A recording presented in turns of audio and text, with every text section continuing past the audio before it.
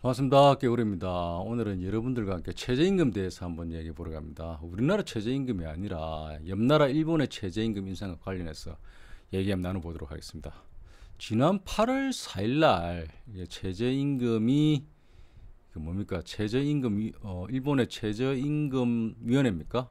중앙최저임금위원회에서 결정됐습니다. 1118엔으로 결정됐는데 이와 관련해 가지고 관련 영상 한번 보시기 바랍니다.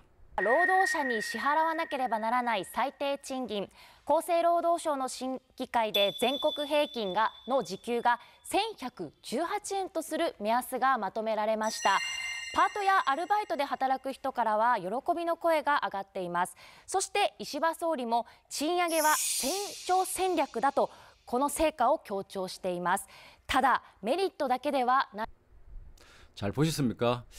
이게 TBS 방송입니다. TBS 2025년 8월 7일자 방송인데 최저임금 기준으로 평균 뭡니까? 1118원으로 결정되고 역대 최대 인상폭으로 인상되었다는 말입니다. 5년 연속 최대 인상이었죠. 작년에도 50엔 오르면서 2002년 이후입니까? 계속해서 최대 인상을 했다고 했는데 올해도 63엔이 올랐으니까 작년에 50엔 올란 거에 비하면 더 많이 올랐죠. 역시 최대 인상률을 했습니다. 약 한 6% 인상된 겁니다. 6%. 63엔이죠. 63엔 6% 인상돼서 1118엔으로 올랐고요. 뒤에 화면 한번 봐주시면 이 광고 모델 좀 인상적이죠. 굉장히 인상적인데 내용을 보면은 가나라즈 체크업 했죠. 반드시 체크업해라, 확인해라 최저임금.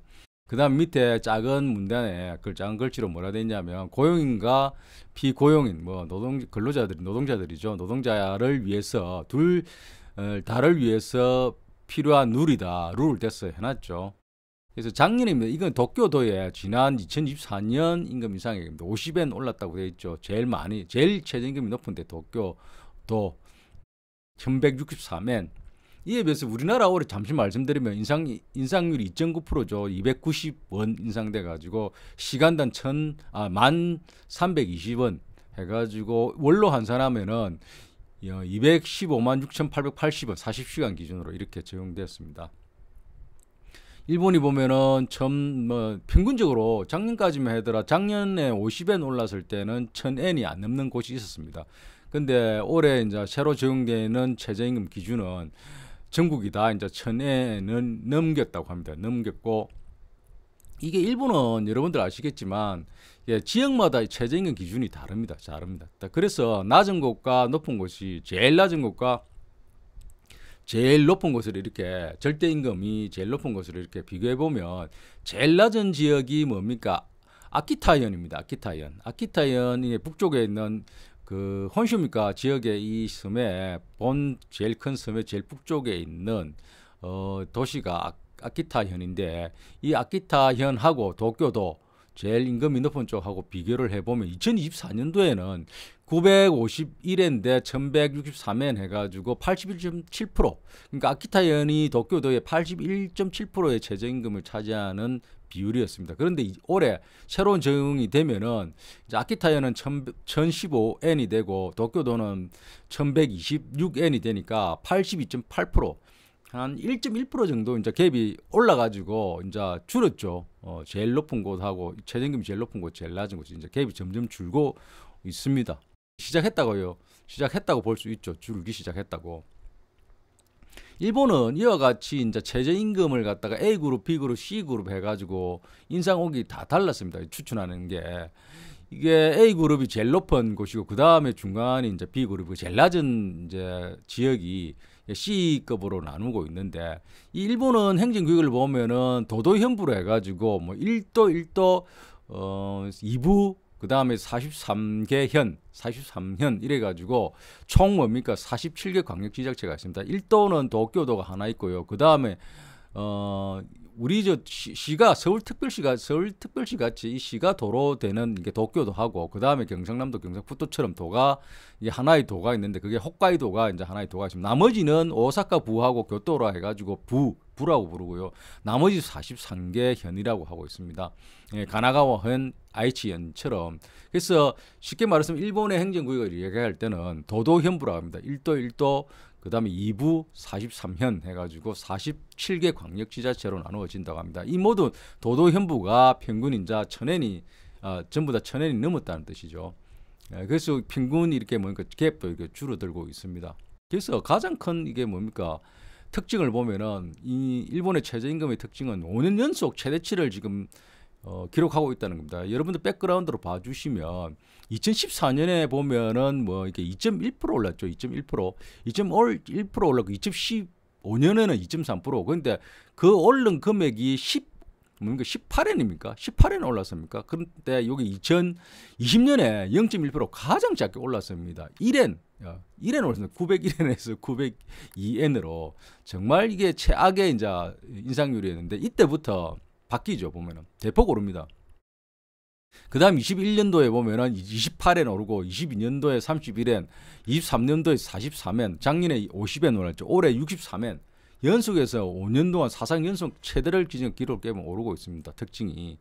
그리고 또 하나는 뭡니까? 전국 거의 일률적 63엔, 뭐 64엔 오르니까 이게 거의 일률적이라고 보면 되죠.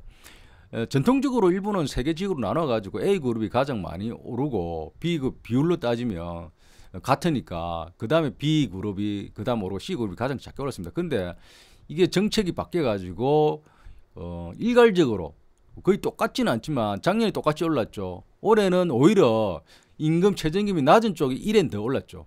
낮은 지역이 오히려 역전으로 상호 뭡니까 이게 낮은 지역이 많이 1엔이라 더 올린 거죠. 그러니까 이 갭을 줄이겠다는 거죠. 일본의 정책이 어떠냐 하면은 이 보시면은 2024년도 작년에 10월 달에 뭡니까 이 각 일본의 정당들의 이게 최저임금 관련된 정책들입니다. 정책들이 이 보시면 백그라운드를 봐주시면 노동계에서 일본의 노동계에서 1,500엔으로 바로 실현하는 요구를 내걸고 이렇게 홍보를 하고 요구를 하니까 각 정당들이 이게 대한 답변입니다. 이게 보면은 민주당은 뭡니까 조속한 시일 내에 1,150엔으로 인상하겠다 하고 그 자민당의 지금의 뭡니까 여당인 자민당 이시바 시게루가 2020년도 안에는 이게 500엔을 달성하겠다.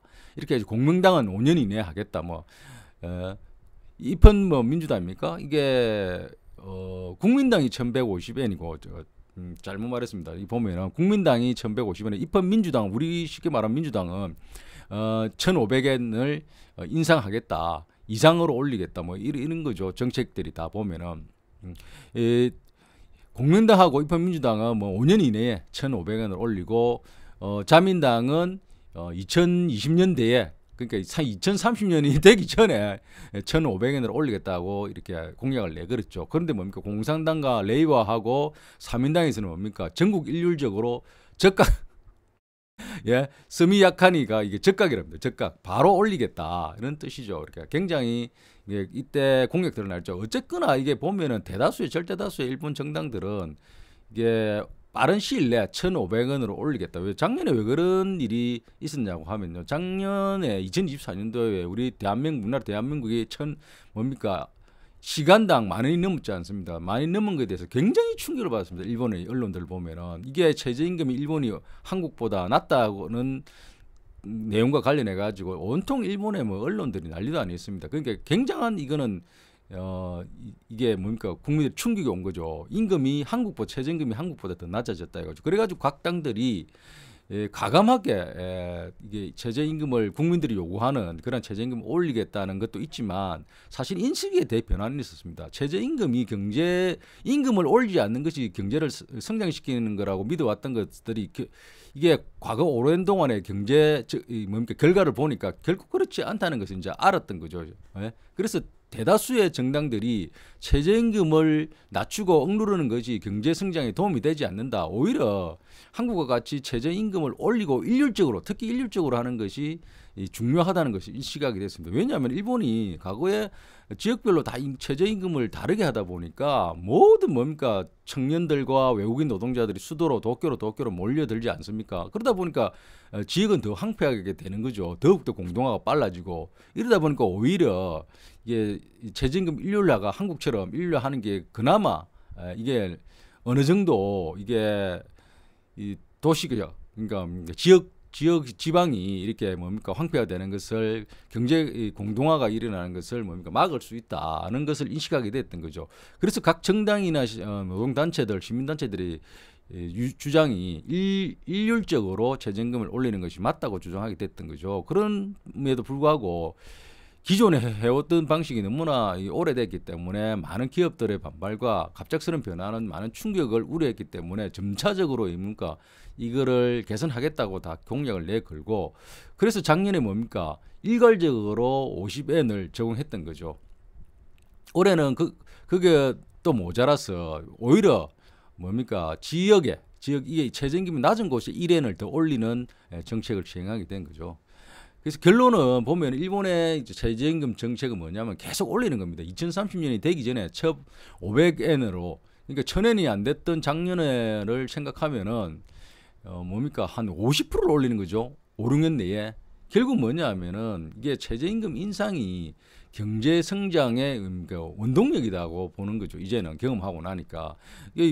보셨던 영상에서도 뭡니까 최저임금은 경제 성장의 원동력이라고 이게 나오지 않습니까? 이게 깨우친 거죠, 깨우친 거 오히려. 그런데 우리나라 가끔 보면 우리나라 최저임금 뭡니까 예 관련해 가지고 이게 회의가 열리면 일본처럼 뭡니까 지역별로 물가를 반영해서 다르게 올려야 된다고 주장하고 있죠.